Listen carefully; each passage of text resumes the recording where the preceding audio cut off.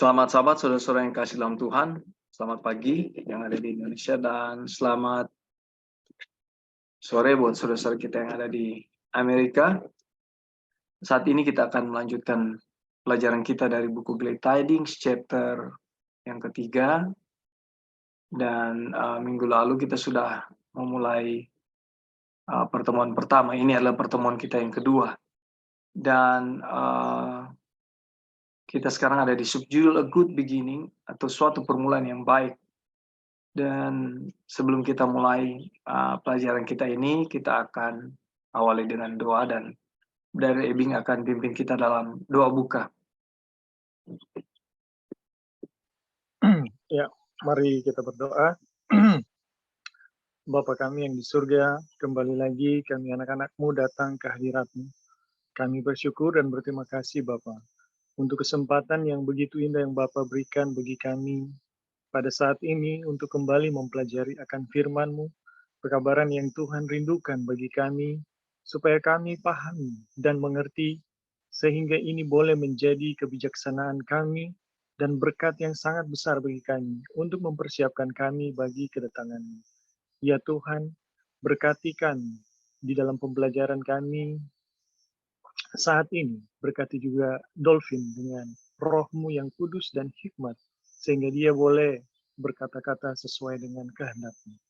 Ya Tuhan, memberkati juga jaringan internet sepanjang Zoom berlangsung, dan memberkati saudara-saudara kami yang lain, yang mungkin belum terhubung dengan kami. Biarlah berkat-berkat surga yang sama boleh menjadi bagian kami semua.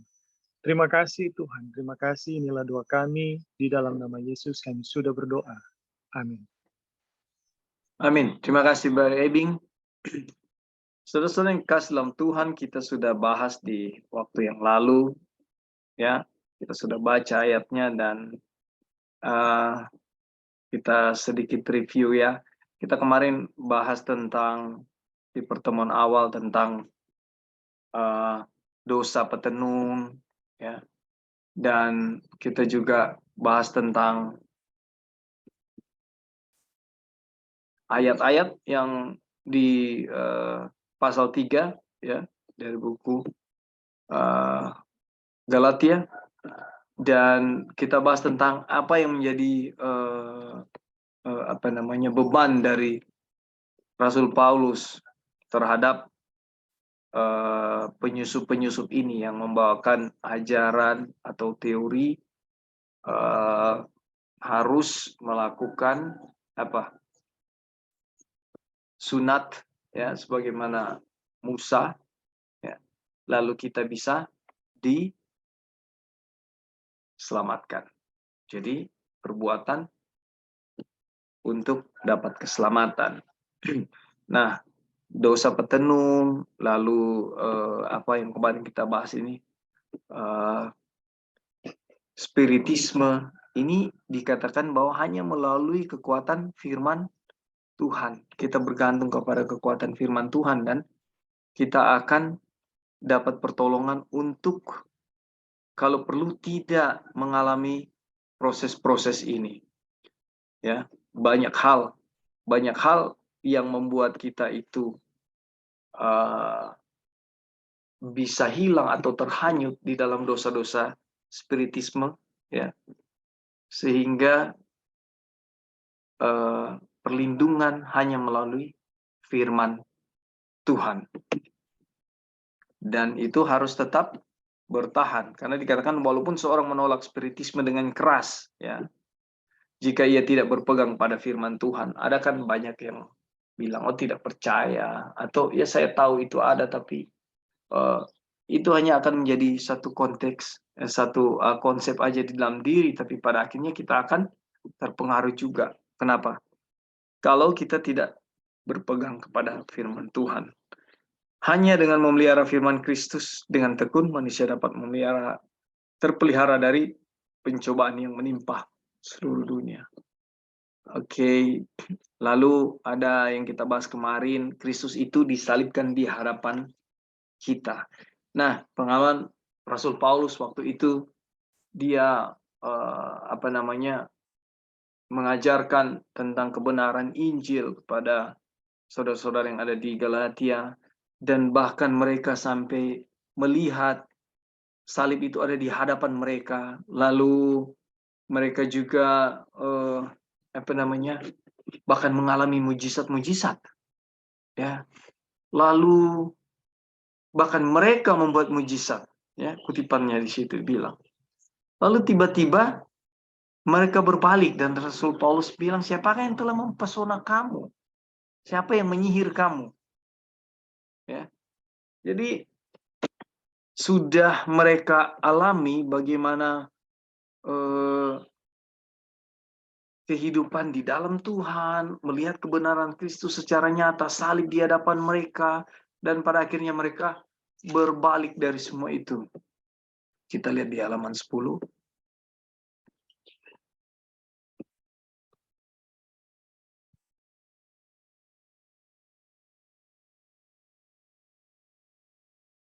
Banyak orang yang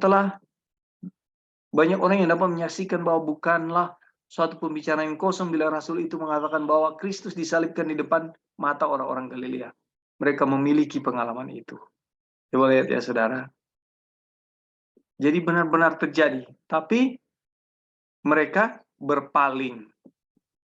Oke, kita datang kepada pembahasan saat ini ya. Pertanyaan, adakah kamu telah menerima roh karena melakukan hukum Taurat atau karena percaya kepada pemberitaan Injil, pendengaran oleh iman? Galatia 3 ayat 2 ya. Terimalah dengan hanya satu jawaban, yaitu oleh percaya kepada pemberitaan Injil. Karena itu kebenarannya ya. Mendengarkan iman. Roh diberikan kepada mereka yang percaya. Yohanes 7 ayat 39 ya. Sama Efesus 1 ayat 13. Pertanyaan itu juga menunjukkan bahwa orang-orang Galatia telah menerima Roh Kudus. Sebab tidak ada cara yang lain untuk memulai kehidupan Kristen. Ya. Tidak ada seorang pun yang dapat mengaku Yesus adalah Tuhan selain oleh Roh Kudus. Jadi benar-benar tidak ada kemampuan kita untuk mengaku Dia sebagai Tuhan selain terang yang Roh Kudus berikan kepada kita. 1 Korintus 12 ayat 3. Ya, bagaimana kita mau mengenal Tuhan? Nah, pada mulanya Roh Tuhan melayang-layang di atas permukaan air, menghasilkan kehidupan dan kegiatan pada saat penciptaan. Karena tanpa Roh tidak ada gerakan-gerakan, ya, tidak ada kehidupan. Ini jelas ya. Dan di Zakaria 4 ayat 6, bukan dengan keperkasaan dan bukan dengan kekuatan, melainkan dengan Rohku. Jadi hanya oleh Roh Tuhan sendiri yang dapat melaksanakan kehendak Tuhan yang sempurna, dan tidak ada pekerjaan yang dapat dilakukan manusia yang dapat membawa Tuhan ke dalam jiwa. Lebih lagi, seorang yang mati tidak dapat membuat nafas yang menyebabkan ia hidup dan bergerak. Ini pertentangan kita di waktu-waktu lalu. Ya, saya ingat 2 tahun lalu ya. Jadi ketika terpisah dengan Tuhan, ya, ketika kita berdosa kita terpisah dengan Tuhan, dan kita harus cari Tuhan. Ya, ini sama dengan ayo kita sunat supaya Tuhan berkenan bagi kita. Sama persis. Ini kutipan jelas. Hanya oleh Roh Tuhan sendiri yang dapat melaksanakan kehendak Tuhan yang sempurna. Ya, dan tidak ada pekerjaan yang dapat dilakukan manusia yang dapat membawa Tuhan ke dalam jiwa. Jadi kalau saya berdosa dan saya pegang teori bahwa saya terpisah dengan Tuhan karena saya berdosa, dan saya berpikir bagaimana supaya saya terhubung lagi dengan Tuhan, saya harus berdoa, saya harus renungan pagi, saya harus cari Tuhan, saya harus minta ampun kepada Tuhan. Ya. Teori ini adalah teori yang mengusahakan. keselamatan dengan cara kita sendiri.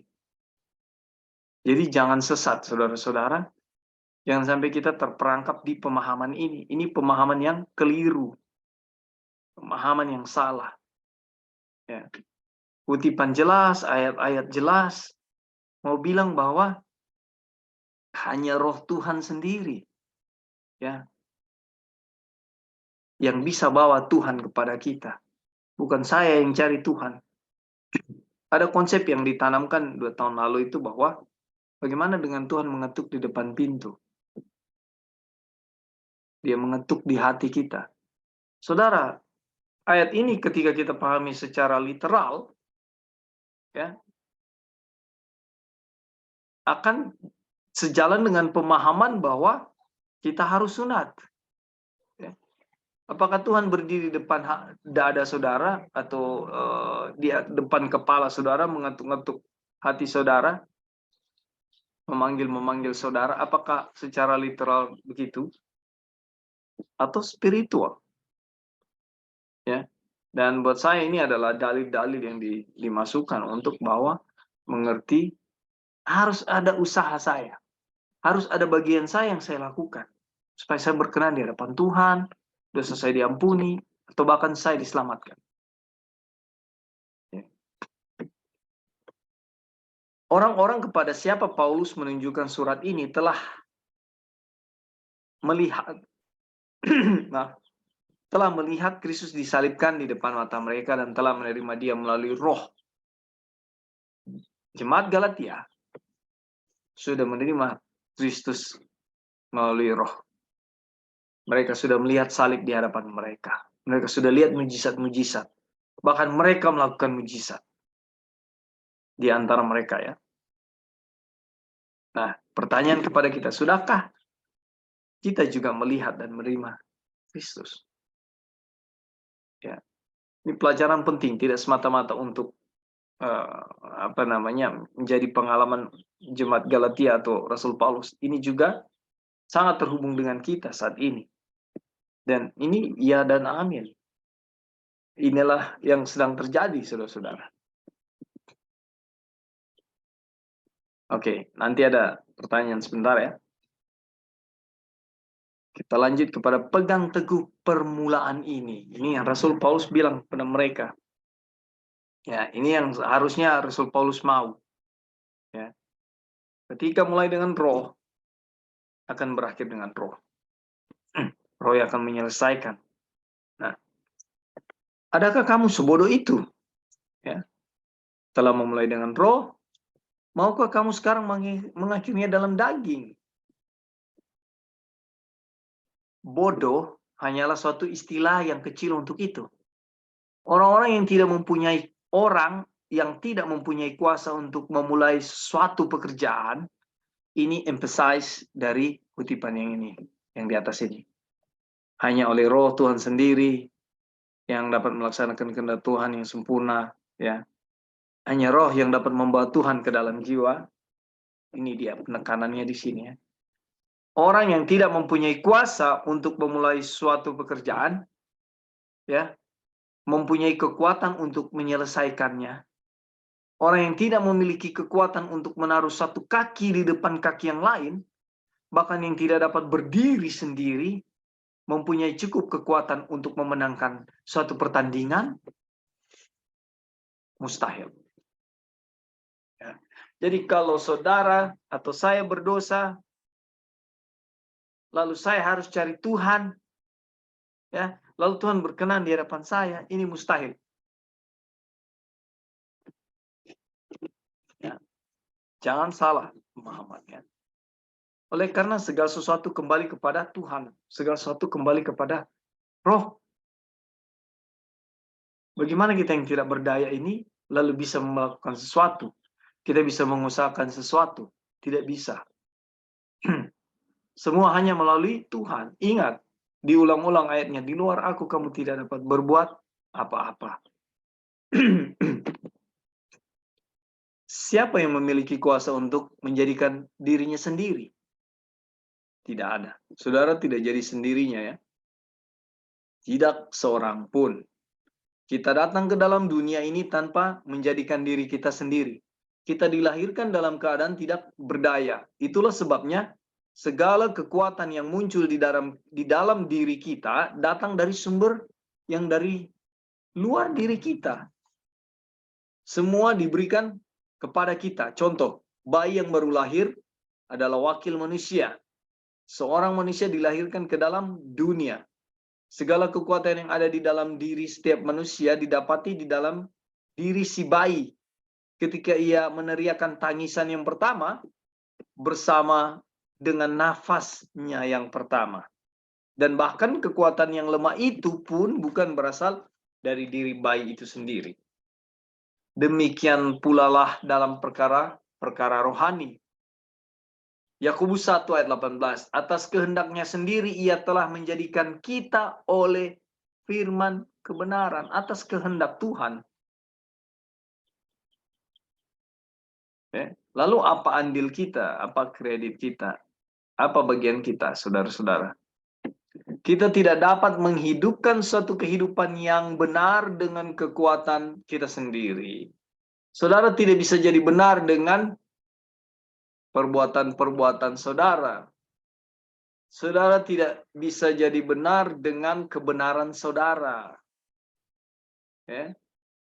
Yesaya 64 ayat 6, ingat saudara,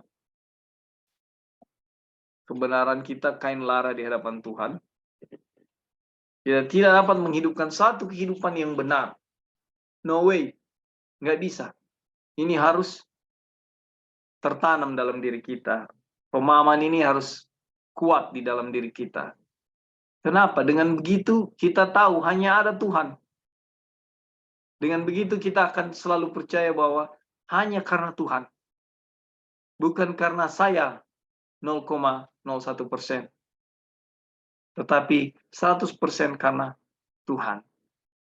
Hanya karena Tuhan, hanya oleh Tuhan. Hanya Tuhan yang dimuliakan. Melalui konsep pemikiran ini.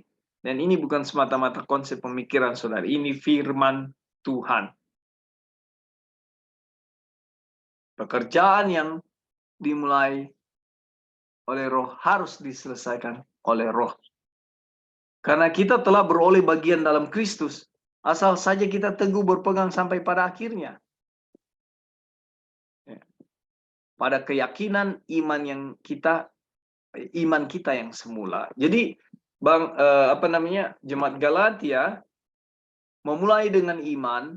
Rasul Paulus bilang, ya, bertahan, ya, dengan keyakinan iman yang semula. Artinya tidak berubah-ubah. Ya. Jangan ada masuk doktrin ini, doktrin itu, doktrin pengajaran-pengajaran, lalu kita goyah, kita berubah. Ya.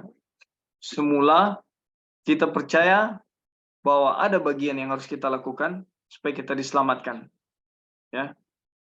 Lalu kita datang kepada pelajaran pembenaran oleh iman, khususnya dari buku Glad Tidings ini, ya. Kita melihat pekerjaan setan. Ya. Kita melihat penyusup-penyusup yang mengajarkan kita di masa lalu, ya, bahwa harus ada bagian kita untuk supaya diselamatkan. Ya, itu yang kita lihat dari pelajaran ini. Tapi di masa lalu kita percaya ada bagian kita datang kepada pelajaran ini, ya, sebagaimana jemaat Galatia, mereka melihat salib, ya, mereka mulai semua dengan roh dan mereka percaya ini perbuatan hanya melalui iman, ya, kita diselamatkan. Lalu kita tidak mau pengalaman jemaat Galatia itu jadi bagian kita. Sekarang kita belajar tentang hanya oleh iman kita diselamatkan. Apakah setelah pelajaran ini kita akan kembali kepada pemahaman kita sebelumnya? Ya, kan jemaat Galatia dulu ini bukan satu jemaat. Mereka ini Kristen mula-mula, ya. Lalu diajarkan oleh Rasul Paulus dan mereka melihat kebenaran yang sesungguhnya. Ya, hanya melalui iman, bukan perbuatan. Ya. Setelah itu ada penyusup-penyusup datang mengajarkan harus sunat supaya kamu diselamatkan. Ya, mereka beralih dari yang mereka sudah pelajari, yang sudah mereka yakini. Ya, saya percaya saudara-saudara, ketika Rasul Paulus mengajar jemaat-jemaat di Galatia, mereka melihat Yesus secara langsung, salib ada di depan mata kita, dan kemudian mujizat-mujizat terjadi di antara mereka. Ini pekerjaan Tuhan yang luar biasa. Ya, diberkati pekerjaan Rasul Paulus, diberkati orang-orang kafir ini yang bertobat menjadi Kristen mula-mula. Ya, dan kalau lihat dari buku Galatia ini, ya, bahwa pekerjaan itu luar biasa pesatnya, ya. Bayangkan saudara, mereka sampai bernubuat, sampai mujizat-mujizat terjadi di antara mereka, dan mereka melakukan mujizat. Apakah saudara-saudara sudah pernah melakukan mujizat di antara kita? Ini saya mau bilang luar biasanya pekerjaan waktu itu di jemaat Galatia. Tetapi sudah sebegitu hebatnya pekerjaan ini, sudah sebegitunya bahasa gaulnya, sampai segitunya Tuhan ya mengizinkan jemaat Galatia ini yang melalui Rasul Paulus melihat kebenaran ini melalui iman, sampai segitu kuatnya, ya. Tiba-tiba hanya oleh penyusup datang mau bilang bahwa harus melalui sunat, harus ada perbuatanmu, ya, harus ada yang kamu lakukan supaya kamu diselamatkan. Langsung buyar, beralih. Nah, datang kepada kita, apakah setelah kita belajar ini kita akan mengalami pengalaman jemaat Galatia, berubah lagi. Tapi pengalaman 2 tahun lalu ketika kita mempelajari ini, dan ada yang menentang ini, ya, berbeda pendapat dengan ini menjadi satu tolak ukur bahwa kebenaran firman ini sungguh nyata, ya dan amin. Ya, karena kan memang waktu itu polemik yang terjadi itu sangat, ya, nggak enak sekali, ya. Karena dalam Bible study kita berdebat, kita yang satu meyakinkan ini, yang satu meyakinkan itu, ya. Tapi hakikatnya kebenaran itu nyata, kebenaran itu jelas. Dan ketika kita continue mempelajari ini, kita melihat, ya, sampai selesai di chapter 6, kita melihat kebenaran itu nyata dan jelas. Jadi firman itu akan menyatakan dirinya sendiri. Ya. Mau diputar-putar seperti apa? Contoh, kalau ikuti sejarah dari perang dunia, bahkan dari dulu zaman kerajaan-kerajaan, ya, sejak Alkitab ditulis itu berkali-kali Alkitab untuk mau disingkirkan, ya. Tapi sampai hari ini Alkitab ada, dan ada banyak contoh yang lain, saudara-saudara. Jadi ingat, Ia yang mulai pekerjaan baik di antara kamu akan meneruskannya sampai pada akhirnya, ya, pada hari Kristus Yesus. Kepercayaan kita di judul ini, Rasul Paulus mau bilang bahwa kalau kamu sudah mulai dengan iman, ya, kamu percaya bahwa pekerjaan Roh Kudus, ya, tetaplah seperti itu sampai pada akhirnya, Filipi 1 ayat 6, sampai pada hari Kristus Yesus. Jangan masuk teori ini langsung berubah. Teori itu langsung berubah. Langsung mempertanyakan Tuhan. Ya. Oke, di 2 judul ini sangat berhubungan erat, ya. Dari permulaan yang awal. Dari satu permulaan yang awal. Ya. Permulaan yang baik maksud saya, lalu datang kepada pegang teguh permulaan itu. Ada yang mau kasih pendapat, masukan, silakan. Jadi hanya oleh roh, ya. Jadi di judul pertama tadi, dalam pembahasan pertemuan ini, permulaan yang baik. Jadi kita harus paham bahwa tidak ada manusia yang dapat membawa Yesus ke dalam, atau Tuhan ke dalam jiwa saudara atau jiwa saya ya. Nggak bisa. Itu hanya pekerjaan Roh Kudus. Lalu yang kedua, dia bilang bahwa kalau kita sudah mulai dengan Roh, kita percaya perbuatan keselamatan itu hanya melalui iman, ya, biarlah itu tetap berlangsung, biarlah itu tetap jadi pegangan kita. Ini yang Rasul Paulus sampaikan kepada jemaat Galatia dan kepada kita juga tentunya. Oke, silakan ada saudara-saudara yang punya masukan. Halo. Tambahan. Ya, silakan, Brother. Oke, baik, terima kasih. Oke, jadi memang ini adalah satu kenyataan ya yang dijelaskan melalui ajaran ini dan juga telah dijelaskan di dalam Alkitab. Jadi memang roh itu menopang ya, fungsinya adalah menopang kehidupan. Itu yang pertama, karena kalau orang lihat roh itu juga berarti nepes ya, yang diterjemahkan napas. Jadi roh menopang nafas kehidupan. Kenapa orang masih hidup sampai saat ini itu oleh karena topangan dari roh itu sendiri. Ya. Ini berbicara setelah dosa ya, berbicara setelah dosa yang seharusnya manusia itu maut atau kematian kedua. Kemudian roh juga itu menopang lewat kebenaran ya, ajaran kebenaran, sehingga orang semua dituntun di dalam kebenaran. Dan memang orang tidak bisa baking apa-apa untuk mendatangkan roh, dan memang roh itu telah ada ya. Buktinya adalah apa? Buktinya adalah nafas kehidupan yang masih kita nikmati sampai saat ini. Dan pekerjaan salib itu bersamaan ya, bersamaan itu juga ketika salib itu nyata, itu di sana ada roh ya, yang kemudian bersama dengan salib menopang kehidupan kita. Dan fakta itu kemudian dinyatakan, dijelaskan lewat ajaran dari pekabaran ini, yang kemudian menjelaskan bahwa ini tanpa orang buat satu usaha apapun ya, itu kemudian menghadirkan roh itu dalam kehidupan kita atau Kristus dalam kehidupan kita. Jadi memang ini telah ada, kita tidak perlu lagi melakukan sesuatu untuk sepertinya berusaha sehingga mendatangkan Tuhan ya dalam kehidupan kita. Karena memang Tuhan telah ada di dalam rohnya dalam kehidupan kita. Yang kita hanya lakukan adalah kita hanya mengucap syukur ketika kebenaran ini menjelaskan bahwa Tuhan selalu ada dalam kehidupan kita, menopang kehidupan kita, dan kebenaran itu di dalam Kristus, di dalam topangan salib Kristus telah ada dalam kehidupan kita. Yang ada adalah doa ucapan syukur, terima kasih Tuhan, ya, terima kasih dan terima kasih bahwa Engkau ada, bahwa Engkau senantiasa menopang akan kehidupan. Kalaupun ada pergumulan, memang terang, saudara-saudara, memang kalau sebagai manusia, kalaupun orang sudah ada pergumulan itu mungkin orang sudah di sini orang petambah. Seperti itu ya. Orang akan seperti Henok yang sudah tidak lagi punya tempat di dunia karena memang sangat selaras dengan surga. Kemudian kita akan diangkat. Tapi memang ada wilayah ya, di wilayah di mana kita akan bergumul. Tapi yang kita bergumul bukan bagaimana kita berusaha untuk membangun hubungan yang erat dengan Tuhan.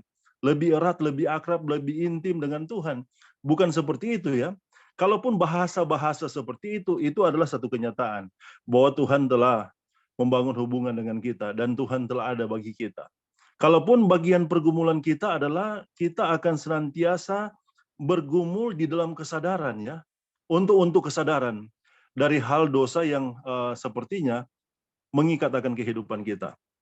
Sehingga ada firman yang menjelaskan bahwa tangan Tuhan bukan kurang panjang untuk menolong, telinga Tuhan bukan kurang tajam untuk mendengar, tapi yang menghalangi sesungguhnya adalah dosa kita.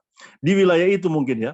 Tapi ketika kita telah disadarkan, telah dibukakan ya, kesadaran terhadap dosa itu, maka ya secara bersamaan itu secara otomatis ya, ketika kita menyadari kemudian kebenaran itu, kebenaran tentang fakta bahwa Tuhan ada dalam kehidupan kita dan telah menyelesaikan masalah dosa itu dosa diselesaikan, telah diselesaikan. Dan kita akan terus mengucap syukur di dalam Tuhan, di dalam kebenaran ini ya, di dalam kebenaran ini kita akan selalu diingatkan bahwa Tuhan senantiasa di dalam rohnya, dan Tuhan senantiasa menopang kehidupan kita, dan Tuhan telah menyelesaikan setiap masalah pergumulan dosa yang kita hadapi. Dan memang itu yang Tuhan yang Tuhan kerjakan dalam kehidupan kita. Akan tiba pada satu titik di mana segala dosa itu dinyatakan dalam kita, kemudian dosa-dosa itu telah diselesaikan dan kemudian pada akhirnya kita berada di dalam keadaan yang penuh. Keadaan yang penuh. Tadi mungkin Dolphin ada bagian yang Dolphin katakan bahwa orang-orang Galatia telah mengalami kepenuhan itu ya, sehingga dorang dapat melakukan mujizat seperti itu ya. Juga pengalaman dari murid-murid. Nah, pengalaman itu juga akan kita miliki ya. Tapi kebenaran tentang bahwa Allah ada, Allah telah menopang akan kehidupan kita melalui Roh di dalam salib Kristus, ya itu yang akan selalu menguatkan kita. Bahwa ketika kita mengingat itu, di dalam kesadaran akan dosa-dosa yang kemudian dinyatakan kepada kita, maka pada akhirnya kita akan berada di dalam memiliki kepenuhan itu ya. Sehingga mujizat itu bukan lagi sesuatu yang wah, tidak seperti itu ya, tapi itu akan mengalir seperti air ya secara alamiah. Dan ketika itu dibutuhkan, itu akan keluar oleh kuasa Tuhan, oleh karena Tuhan ada di tengah-tengah kehidupan kita. Oke, mungkin itu yang bisa ditambahkan untuk saat ini. Terima kasih. Jadi benar sekali ya saudara-saudara, tadi tambahannya siklusnya seperti itu. Terima kasih Brother Eric. Ada teman yang lain? Silakan. Masukan dari saudara-saudara yang lain. Bro, ada. Oh, Ya, ada yang raise hand ya? Ya. Ya, Sister siapa? Warlinda. Silakan. Hanya mau tanya, di Zoom ini atau grup ini, apa boleh membahas tentang current event? Sorry, ulangi lagi, maaf. Apakah di Zoom ini yang peserta boleh membawakan atau menanyakan tentang current event? Current event. Current event ini apa ya, Sister?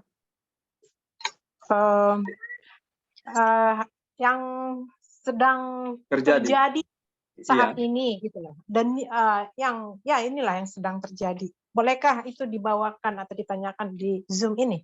Boleh. Ano menyimpang dari pelajaran tadi yang sudah dikasih mengenai Bible itu bagaimana ya? Oke. Boleh nggak mengenai current event? Oke, silakan ditanyakan. Lalu nanti bagaimana kita manage waktunya untuk menjawabnya atau membahasnya. Tapi jangan khawatir, kita tetap akan layani itu. Silakan, Sister. Silakan. Oke, ini di pikiran saya berpikir-pikir terus ya mengenai yang sedang terjadi sekarang di Amerika ini. Mengenai bankrupt-nya bank-bank yang besar-besar itu, of course itu pengaruhi ekonomi dan juga mereka arahnya mau bikin digital currency untuk semua transaksi dan akan di read off itu semua dollar paper. Nah saya mikir-mikir diri saya, ini kan Julai kan, mereka akan memulai Julai this year, tahun ini on Julai. Saya berpikir-pikir bagaimana ya dengan saya, sedangkan persyaratannya untuk bisa ikutin digital currency harus ada digital ID, digital vaksin pasport ya. With that, nggak boleh kamu mendapatkan digital currency, berarti nggak bisa jual beli. Nah saya ini kan nggak ngikutin sistem dunia sekarang yang mengikuti suntikan vaksin itu kan, saya nggak ikut itu, saya tolak. Jadi sanksinya memang selama ini saya sudah hadapin, nggak boleh kemana-mana, di kick out dari kerjaan karena nggak mau vaksin, Jadi sekarang ujiannya saya lagi hadapin bagaimana dengan mau transaksinya nih jual beli ya. I cannot buy or sell without dengan digital currency karena physical uang ini, kertas ini akan di read off semuanya. Jadi pertanyaan saya bagaimana ya kita ini yang disuntik atau tidak disuntik? Apakah mengikuti ini the money of the beast ini? The money of the beast ini yaitu digital currency. That's my question. Right. Suatu hal yang tidak mudah ya mau menghadapi, apalagi secara real itu ada di sekeliling kita ya, Sister. Oke. Apakah Sister Joy yang sama-sama ada di Amerika bisa kasih masukan bagaimana ini mau menghadapi semua ini ya? Well, sebelum Sister Joy, saya mau bilang Sister bahwa pada akhirnya kita semua menuju ke sana ya. Mungkin sekarang di Amerika dan sebagian negara yang lain juga, mungkin sementara di Eropa juga, dan pada akhirnya akan ke sana. Nah, sebelum ada uraiannya, saya mau bilang bahwa pegangan kita hanya kepada Yesus Kristus. Pegangan kita hanya kepada percayakan firman-Nya, mengimani itu. Dan jalan keluar hanya dari Dia. Ini yang kita bahas. Ini yang sedang kita bahas, Sister. Bahwa kita ini nggak bisa bikin apa-apa. Untuk bikin saya jadi benar, untuk bikin saya diselamatkan, saya nggak bisa apa-apa. Dan Sister punya pengalaman saat ini, benar-benar mengaminkan firman yang sedang kita pelajari ini. Ya, luar biasa. Ini tidak berdaya. Sekarang, kalau kita pelajari kasus ya. Maaf. Kalaupun ini terjadi, let's say today, it's happened. Lalu Sister mau bagaimana? Saudara-saudara kita yang di Amerika tuh bagaimana yang tidak mau mengikuti sistem ini? Apakah Sister akan mati? Apakah Sister tidak akan makan lagi? Atau end of the world? Ya, dunia sudah kiamat buat Sister. Ya, ini semua menjadi satu rangkaian, ya, satu bagian. Tapi pertanyaan yang lain, apakah Tuhan akan membiarkan Sister menderita? Ya, Sister Walinda, apakah Tuhan akan Yesus yang sudah mati buat Anda itu akan membiarkan Anda? Ya. Nah, pertanyaannya bagaimana menghadapi ini? Oke. Kalau jawaban saya pribadi bahwa Tuhan satu-satunya kunci jawaban. Tuhan satu-satunya menjadi kiblat kita. Ya. Namun, I want to be fair, like maybe somebody else can give view juga. Mungkin Sister Joy yang ada di Amerika bisa kasih statement, silakan. Oke, jadi sebenarnya kalau kita lihat current event, itu kan sebenarnya sebagai umat Advent kita kan harus expect itu sebenarnya. Karena itu kan semua sudah dinubuatkan dan itu semua menujunya ke undang-undang hari Minggu, itu that's for sure. Jadi di dalam terang kita juga kan makanya ada pekabaran untuk country living. Itu yang kedua yang mana Tuhan menyuruh kita untuk country living dan untuk bercocok tanam, untuk menyiapkan makanan kita dalam masa krisis gitu. Nah, yang Kak Opin bilang itu betul, yang mana di pekabaran ini kan pekabaran yang sudah dikabarkan di tahun 1893. Yang mana sebenarnya di tahun 1893 itu Undang-Undang Hari Minggu udah mau keluar. Jadi ini pekabaran ini muncul adalah untuk mempersiapkan kita sebagai umat Tuhan untuk menerima kecurahan Roh Kudus tanpa batas atau hujan akhir ya. Jadi yang tadi Kak Opin bilang, kalau itu terjadi terus kita mau bagaimana? Apakah this the end of the world? Jadi sebenarnya ya kalau kita dan yang kita lihat dari kita punya pengalaman kerohanian juga, dari dulu kita belajar mengenai Sandelo, Tuhan sudah mau datang, sampai juga Donald Trump is last president, dan banyak sekali yang yang menuju pada ya Sandelo is coming gitu. Nah, yang satu yang missing di kita itu adalah preparation-nya, bagaimana untuk prepare gitu. Nah, di pelajaran yang kita lagi bahas ini adalah bagaimana Tuhan memberikan pekabaran, ini kan pekabaran malaikat ketiga ya khususnya. Bagaimana Tuhan memberikan pekabaran untuk kita mempersiapkan akan event itu gitu. Karena kalau misalnya kita lihat, misalnya kita udah nggak bisa pakai kita nggak bisa pakai uang lagi, harus semua digital, terus harus ada vaksin dan segala macam gitu. Nah sekarang pertanyaannya bagaimana saya punya persiapan gitu. Jadi persiapan yang Tuhan mau umat-umat Tuhan ada, karena di tahun 1893 ini Undang-Undang Hari Minggu udah mau keluar, let's say itu di kita punya saat ini gitu. Inilah yang Tuhan mau, bagaimana kita untuk mempersiapkan diri kita untuk Tuhan bisa gunakan untuk bisa menerima hujan akhir dan memberikan pekabaran ke seluruh dunia gitu. Jadi yang tadi saya bilang ya, yang kita belajar dulu semua event-event, itu event that's good to know dan we have to know. Tetapi yang paling penting untuk saya pribadi ya, yang saya lihat dari pengalaman pribadi pun, walaupun saya tahu current event, saya tahu semua apa yang akan terjadi. Tapi kalau saya nggak tahu preparationnya gimana gitu. Jadi puji Tuhan dengan current event right now yang sedang terjadi, Tuhan juga memberikan pekabaran bagaimana saya harus mempersiapkan diri kita, bagaimana saya bisa mendapatkan kebenaran Tuhan, bagaimana saya bisa menerima kecurahan Roh Kudus. Itu yang sangat penting ya.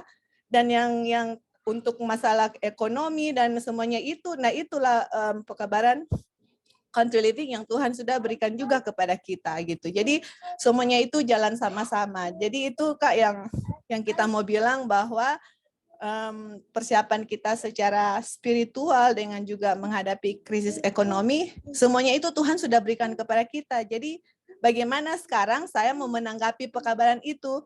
Apakah dengan pekabaran malaikat ketiga yang Tuhan sudah kasih untuk kita menerima kecurahan Roh Kudus, kita ya apa kabar? Jadi istilahnya anggap enteng dan akhirnya apa yang terjadi kita nggak tahu pekabarannya, bagaimana menerima kecurahan Roh Kudus itu nggak tahu. Akhirnya pas eventnya itu datang kita terlewati, nggak bisa diseal, nggak bisa menerima hujan akhir, nggak kecurahan Roh Kudus tanpa batas. Tapi pekabarannya ada di depan kita gitu. Jadi tapi kita anggapnya seperti biasa-biasa aja ya pekabarannya seperti itu. Jadi yang paling penting adalah itu mengetahui akan pekabaran yang Tuhan sedang berikan kepada kita, dan untuk persiapan kita menghadapi krisis ekonomi yaitu for me yang kita bisa jawab adalah mengikuti pekabaran akan country living gitu. Oke, thank you Kak, itu aja jawabannya. Terima kasih Sister Joy. Sebelum kita ke Sister Walinda lagi, apakah ada tambahan yang lain, saudara-saudara, sehubungan pertanyaan dari Sister Walinda? Halo. Ya, Pastor Eric, silakan. Oke, baik, terima kasih. Oke, jadi memang ini bagian dari peristiwa-peristiwa akhir ya, atau peristiwa akhir zaman yang akan terjadi, di mana kita ada di dalamnya. Seperti itu ya. Dan kita bersyukur kita adalah umat yang mana Tuhan telah menyingkapkan ya kebenaran tentang peristiwa-peristiwa akhir zaman itu. Dan tadi telah dikatakan oleh Joy bahwa kita yang perlu kita lakukan adalah persiapan ya untuk menyikapi setiap peristiwa-peristiwa yang akan terjadi di mana kita berada saat ini. Cuma memang begini ya, kita ini adalah pilihan ya. Untuk mereka yang divaksin atau tidak divaksin itu adalah pilihan. Kalaupun ada pemikiran bahwa dengan divaksin mungkin kita sementara ditanamkan semacam microchip, kemudian pada akhirnya ketika kita umat Tuhan itu akan dikejar-kejar, kemudian pada akhirnya kita akan lebih dulu ditangkap. Seperti itu ya. Dan kita pikir itu tidak masalah ya, karena memang pada akhirnya kalaupun kita akan dianiaya, ditangkap, dianiaya, bahkan dibunuh oleh karena kebenaran, itu adalah bagian dari sukacita malahan ya, bagian dari satu ucapan syukur bahwa kita boleh mengambil bagian di dalam penderitaan Kristus, seperti itu.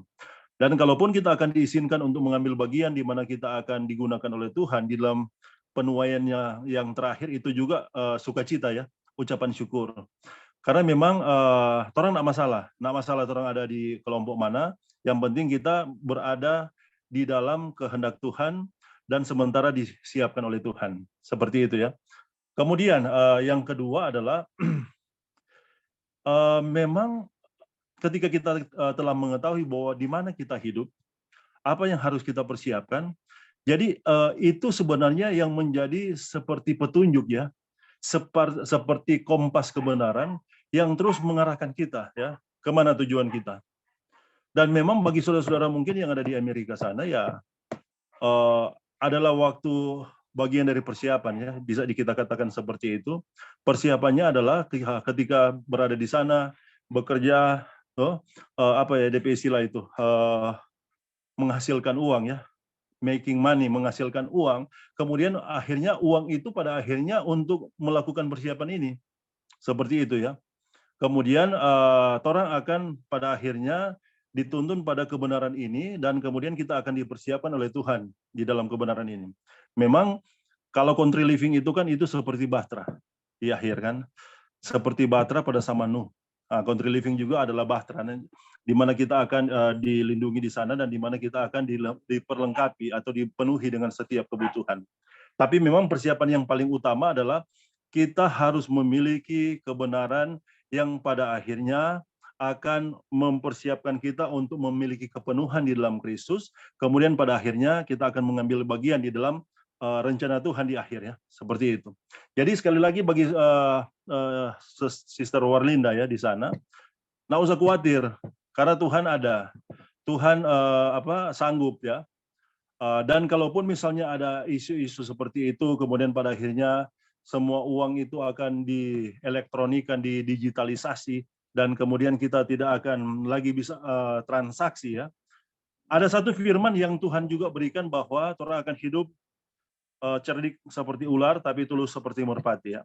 Kalaupun pada akhirnya di dalam penyikapan orang menyikapi hal itu kemudian tidak lagi bisa ya, ya mungkin adalah jalan satu-satunya yang terbaik memang putuskan untuk menyediakan satu tempat yang di mana kita akan dilindungi di sana. Tapi memang sekali lagi kebenaran tentang country living ini adalah kebenaran yang bukan di sana kita menjadi seorang pertapa, tidak. Sementara menuju ke sana memang kalau di sini mungkin orang belum begitu terasa ya untuk uang digital itu, karena di sini masih juga digunakan uang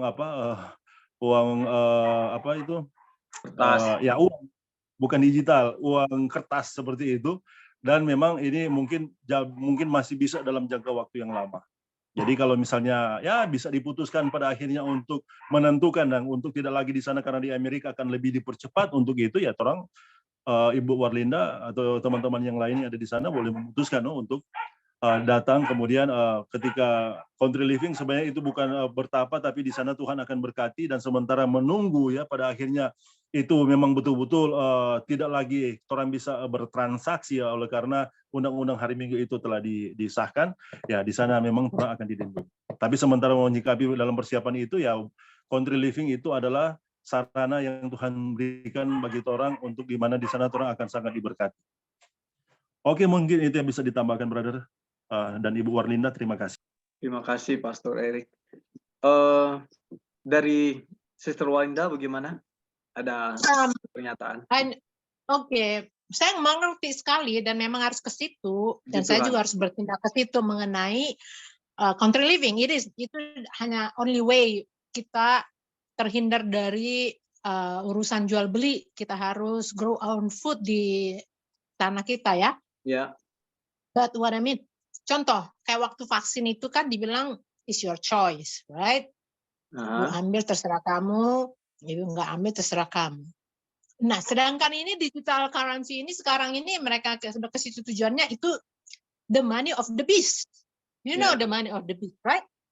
Dibilang lagi untuk apakah harus dibilang lagi untuk choice juga?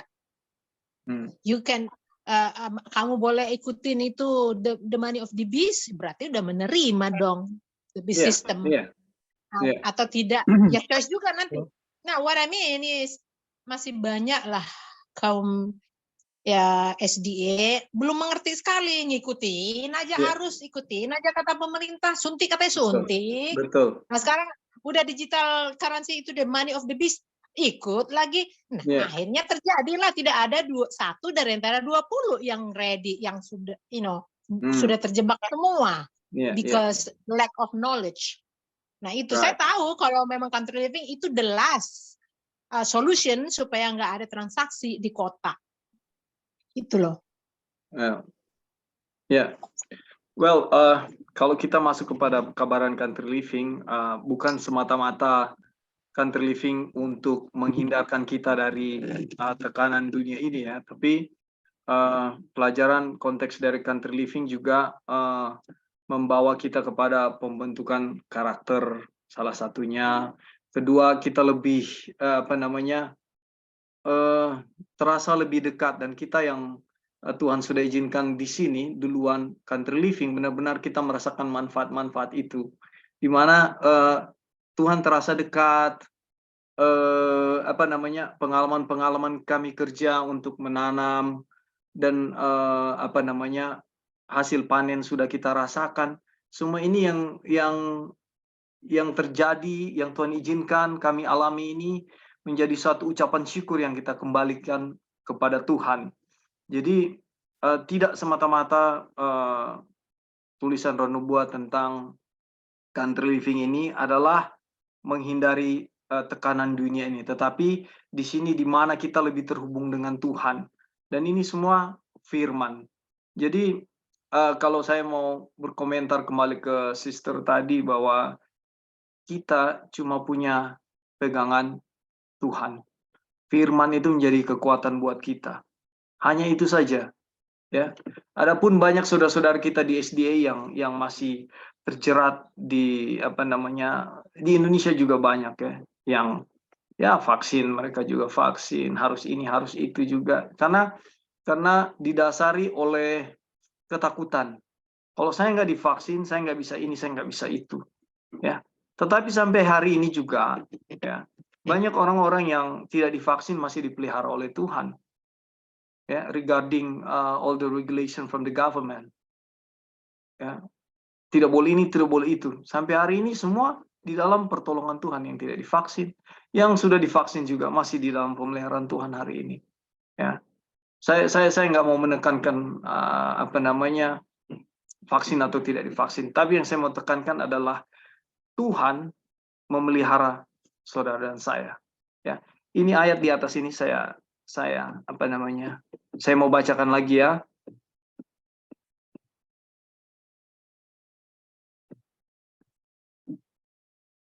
Karena kita telah beroleh bagian di dalam Kristus, asal saja kita teguh berpegang sampai pada akhirnya, ya, pada keyakinan iman kita yang semula. Kita beriman kepada Kristus atau tidak? Nah, kita semua di sini, apalagi sebut umat-umat Tuhan, ya, kita sudah ditolong ya melalui firman ini, percaya melalui iman kita diselamatkan. Saudara, hanya melalui iman kepada Yesus Kristus. Ya, kabar buat saya, buat sister juga. Hanya iman kepada Yesus Kristus. Ketika kita mempelajari firman Tuhan, ya, makanya ada kutipan bilang, by beholding we become changed. Memandang kepada Kristus kita akan diubahkan. Ya. Nah, ketika pandangan kita atau fokus kita kepada apa yang terjadi ya di dunia ini, ya walaupun kita tidak bisa abaikan itu, karena itu memang yang sedang terjadi dan kita ada di sekeliling itu, benar sister ya. Nah, tetapi ketika kita pandang pada Yesus, kutipan selalu bilang, Alkitab bilang, pandang pada Yesus, ya itu diulang-ulangi, bukan satu hal yang remeh. Bukan satu hal yang biasa-biasa ketika itu diulangi. Pandang pada Yesus, dan pemandangan kita hanya kepada Yesus. Apa kepandang pada Yesus? Pada firman-Nya. Ya. Saya lupa ayatnya di mana tadi pastor, bahwa kita tidak hidup dari roti saja, tetapi dari firman, dari setiap firman yang diucapkan oleh Tuhan. Ya. Nah, ketika kita datang kepada level ini oleh pertolongan Tuhan, kita mencari Tuhan. Carilah dahulu kerajaan-Nya dan semuanya akan ditambahkan. Ya, kita hidup hanya melalui firman. Apakah yang akan menjadi kekhawatiran kita? Ya. Nah, inilah yang disebut pandang pada Yesus, beholding Jesus. Kita akan melihat kepada Kristus terus melalui firman-Nya. Sehingga walaupun keadaan di sekeliling kita, tekanan, regulasi dunia yang kita semua tahu melalui nubuatan bahwa akan ke sana, Sunday law, ya, itu tidak akan menjadi satu beban kepada kita. Kenapa? Kita punya fokus kepada Kristus. Ya. Apakah ketika kita sudah tidak bisa jual beli lagi, Tuhan juga akan membiarkan kita? Ya. Apakah ketika kita tidak bisa memiliki rumah lagi, Tuhan akan membiarkan kita. Ya, makanya pekabaran malaikat ketiga ini mengajarkan kepada kita, ya, persiapan-persiapan. Ya, puji Tuhan dengan pekabaran ini. Kita akan kecurahan Roh Kudus, kita akan melayani Tuhan, kita akan diberikan wisdom, ya, kita akan diberikan hikmat untuk menjalani kehidupan kita setiap hari. Sebagaimana Henok berhubungan dengan Tuhan 300 tahun lebih, ya, sehingga dia diangkat ke dalam kerajaan surga, dia ada di surga. Kenapa? Dia terhubung dengan Tuhan sampai dia tidak berdosa lagi, makanya dia masuk ke yang surga. Apa yang menjadi kekhawatiran Henok? Ya. Dan sister, kita semua ada di dalam keadaan yang sama. Ya. Bedanya bahwa di sebagian negara sudah mulai ditanamkan. Tapi kalau kita berpegang kepada kebenaran firman Tuhan, apa yang menjadi kekhawatiran kita? Ya. Sungguh pun ayat bilang, di luar aku kamu tidak dapat berbuat apa-apa. Ya. Kalau kita memilih untuk mengatasi keadaan di sekeliling kita dengan hikmat kita, atau dengan cara kita, dengan pemikiran kita, benar-benar kita akan celaka. Ini firman Tuhan yang bilang. Ya. Oke, masih ada statement lagi, sister? Silakan. I'm good. Thank you. Oke. Puji Tuhan ya, sister. Terima kasih untuk pertanyaan, terima kasih untuk pernyataan juga, karena memang itu yang sedang kita lakukan. Iya. Halo, brother. Oke, Pastor Ed, Udah ada tambahan? silakan. Oke, baik, terima kasih. Jadi memang kita juga mengetahui ya cerita tentang Henok dituliskan oleh Roh Nubuat, bahwa Henok itu bukanlah seorang pendeta atau bukan dalam golongan nabi, ya. Tapi kita melihat di sana bahwa Henok itu dia seorang pengusaha. Ya. Ya, silakan, brother.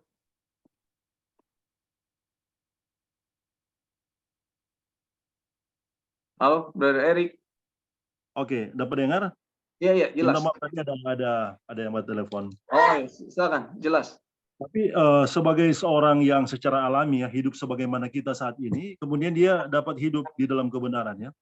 Tentunya kita melihat bahwa kebenaran yang dihidupkan oleh Henok adalah kebenaran di dalam Kristus, sama dengan yang orang butuhkan saat ini.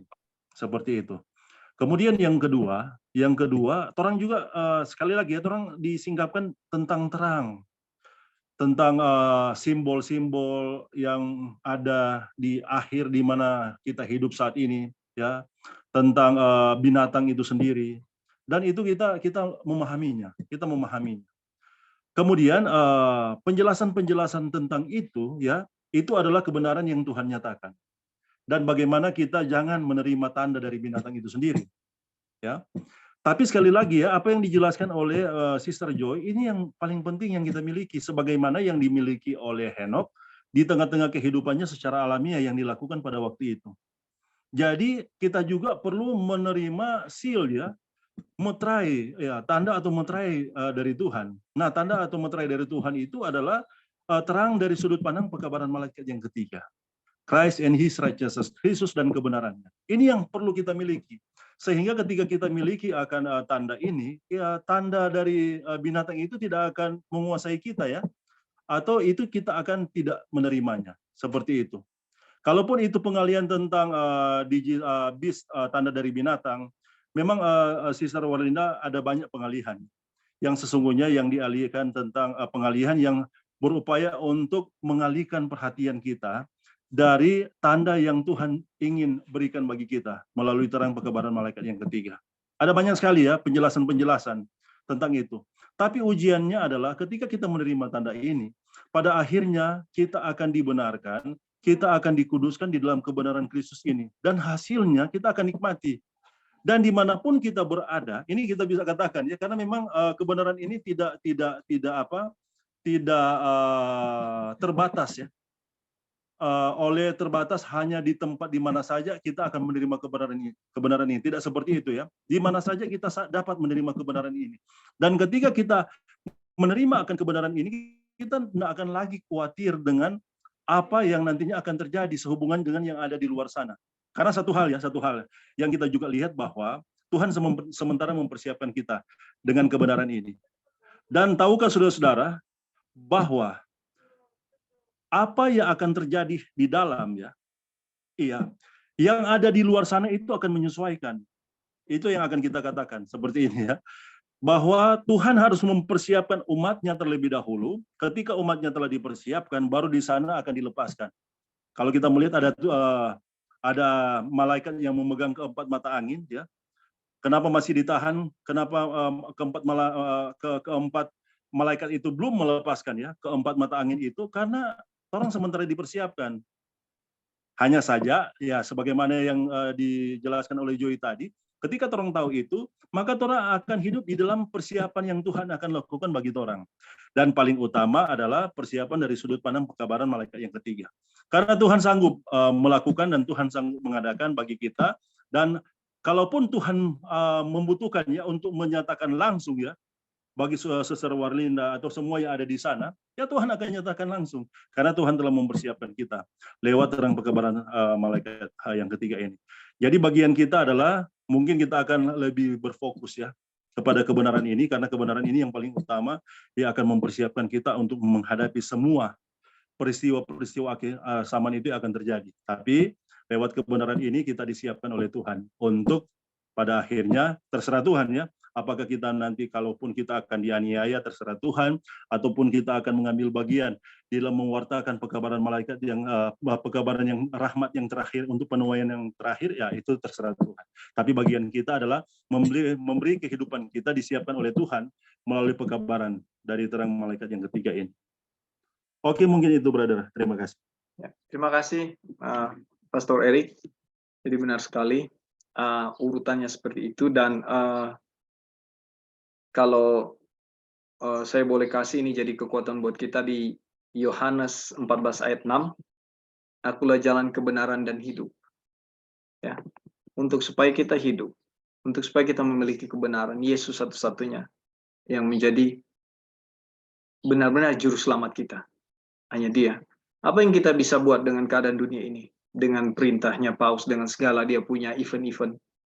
Ya. Apa yang bisa kita lakukan? Nggak ada. Tidak ada. Di luar aku kamu tidak dapat berbuat apa-apa. Jadi pengharapan kita hanya Tuhan. Melalui apa? Firman yang sedang disuguhkan.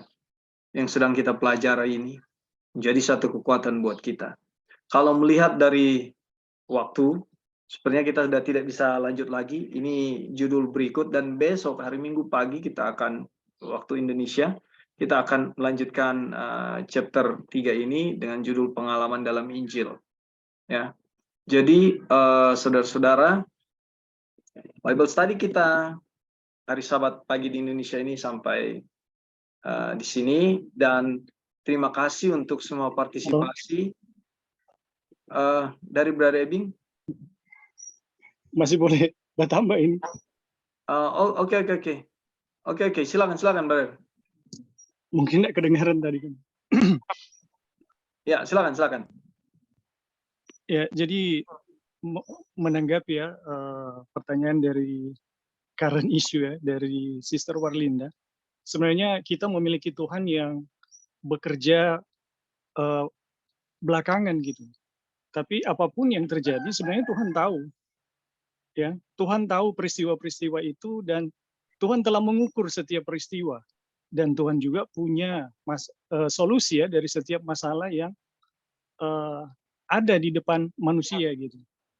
Dan kalau kita melihat pada sejarah ya, Undang-Undang Hari Minggu yang muncul di tahun 1890-an ya, itu ada dua pekabaran yang Tuhan telah berikan ya kepada umat Tuhan sebagai satu persiapan untuk menghadapi. Pekabaran itu apa? Yang pertama itu di tahun 1888, bulan Oktober, itu adalah pekabaran pembenaran oleh iman, kebenaran Kristus sebagai kelengkapan dari pekabaran 3 malaikat, yaitu di mana Tuhan memberikan pekabaran malaikat ketiga seutuhnya untuk melengkapi pekabaran 3 malaikat ya. Itu yang pertama ya, pada bulan Oktober. Dan pada bulan Desember, Tuhan meneguhkan satu pekabaran, mengestablish satu pekabaran yang namanya country living.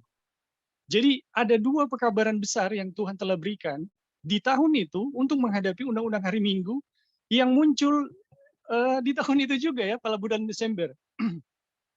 Jadi teman-teman, ini dua pekabaran yang telah Tuhan berikan buat umat-umatnya bagaimana kita berhadapan dengan undang-undang hari Minggu. Jadi kita nggak bahas panjang lebar itu ya, nanti kita pelajari sendiri-sendiri atau di waktu yang lain. Nah, kemudian mengenai digital currency. Apakah digital currency adalah mark of the beast? Menurut saya bukan. Ya, karena digital currency itu sama dengan currency yang biasa, cash currency gitu. Itu nggak ada bedanya. Yang menjadi mark of the beast atau tanda binatang atau patung binatang itu adalah ketika kuasa sipil dan agama bersatu membuat sebuah undang-undang di dalamnya. Ya, jadi teman-teman, ketika ada muncul undang-undang di mana dua lembaga yang tidak boleh disatukan bersatu mendukung undang-undang itu, itulah mark of the beast. Itulah patung binatang. Ya. Itulah patung binatang yang kemudian kita akan menerima mark of the beast di situ. Dan kalau kita pelajari pekabaran dari Jones, patung binatang itu akan muncul, ya, akan muncul di depan kita nanti, dan dia akan mempunyai kuasa untuk memaksakan. Tetapi patung binatang itu tidak akan muncul satu kaligus. Dia akan muncul perlahan-lahan, seperti munculnya little horn atau tanduk kecil di 538. Itu dia tidak muncul satu kali di 538, tapi dia mulai muncul di tahun 320.